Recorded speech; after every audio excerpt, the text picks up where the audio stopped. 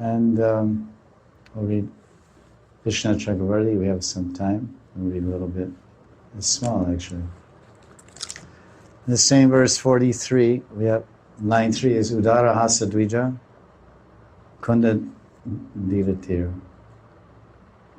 Krishna says, this phrase, Udara, says Udara Hasa. Udara means broad. Udara means broad, expansive, encompassing, spreading. Udhar. Dam Udhar. Udhar means belly, especially if in the case of Madhumangal. And Madhumangal's Udar is very expansive. And like some of these Mathura Pandits, they have quite a Udar there. There's no Dhammo to fit around that Udar.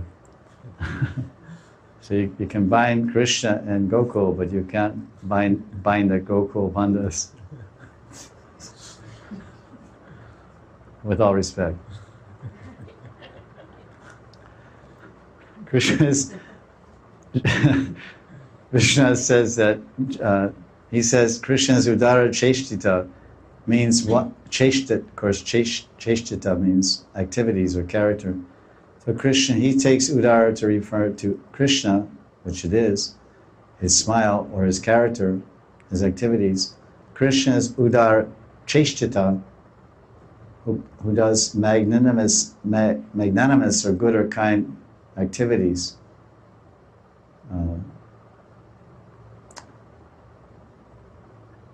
Because of his pastimes. So Cheshtita also means lila. Krishna generously, Udar, gave amorous pleasure to the gopis and all the Bhava Bhaktas who hear these pastimes. So, Bhava Bhaktas. We're trying to go there, and by hearing these pastimes, we'll attain Bhava. And because by hearing the Bhagavatam, this says Alpasparsha Bhava Pajai. So the Panchanga Bhakti and the Bhakti Rasamrita Sindhu, one of them is Bhagavat Shravan.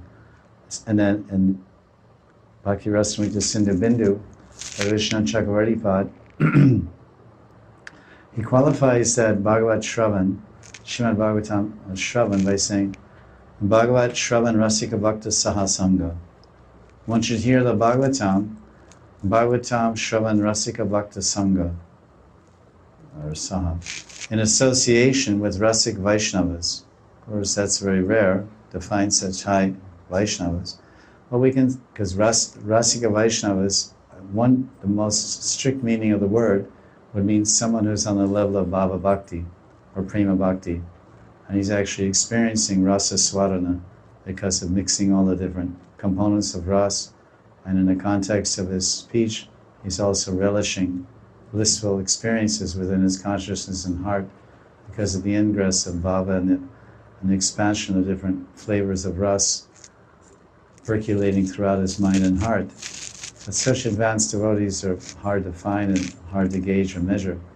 But if someone is at least Rasika Bhavuka, he has some sensitivity and some interest and some feelings for all these pastimes, and he's submitted to them and obtained the blessings of Guru and Krishna, then he can study these pastimes and speak on these pastimes. And he can say he's a Rasika Avas Sahasanga. He's something like a Rasika.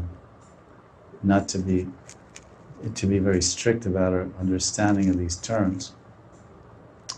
In other words, so this is what he's saying. He's glorifying Udar to mean this.